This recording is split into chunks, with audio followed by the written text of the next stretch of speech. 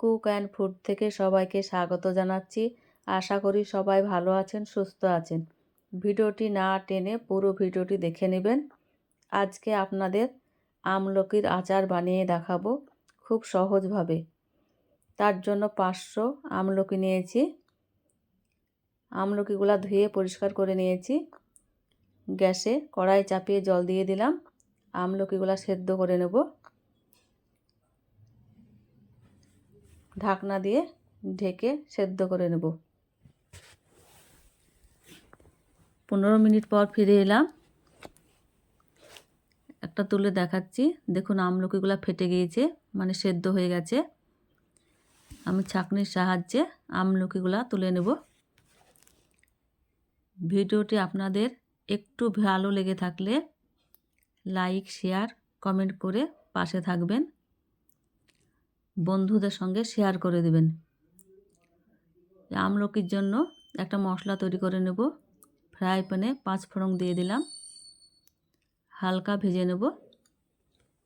ভাজা হয়ে গেছে, নামিয়ে নেব।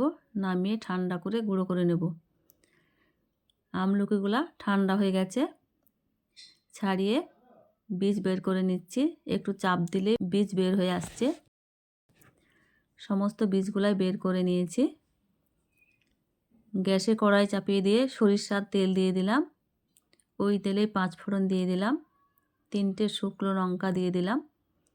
হালকা ভেজে নিয়েছি। আমলকিগুলা দিয়ে দিলাম। ভালোভাবে মিক্স করে নেব। মিক্স করা হয়ে গেছে।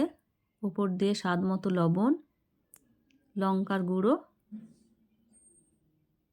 হলুদের গুঁড়ো দিয়ে দিলাম কালারটা সুন্দর আসার জন্য। আপনারা না চাইলে না দিতে পারেন। আবারও কিছুক্ষণ নেড়ে নেব। ওপর দিয়ে আখের গুড় দিয়ে দিলাম। আপনারা আখের গুড় কম বেশি করে নিতে পারেন। আপনারা গুড় দিতে না চাইলে চিনি দিয়েও করে নিতে পারেন। গুড়টা গলে গিয়েছে, ভালোভাবে মিক্স করে নিলাম।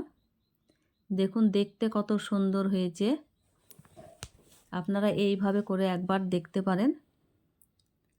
দেখুন দেখতে তো দারুণ হয়েছে। আগে যে 5 ফোড়নটা ভেজে গুঁড়ো করে রেখেছিলাম, কিছুটা উপর দিয়ে ছড়িয়ে দেব। আবারও 1 মিনিট ভালোভাবে নেড়ে নেব।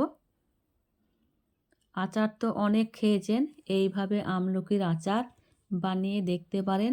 মুখে রুচি না থাকলে রুচি ফিরে আসবে।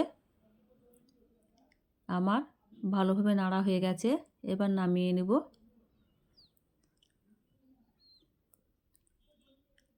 নামিয়ে নিয়েছি, একটা প্লেটে তুলে নিচ্ছি। দেখুন এত সুন্দর লাগছে। এইভাবে আপনারা করে দেখতে পারেন। বন্ধুরা অবশ্যই পুরো ভিডিওটা দেখে নেবেন। সকলকে অসংখ্য ধন্যবাদ জানাচ্ছি পুরো ভিডিও দেখার জন্য।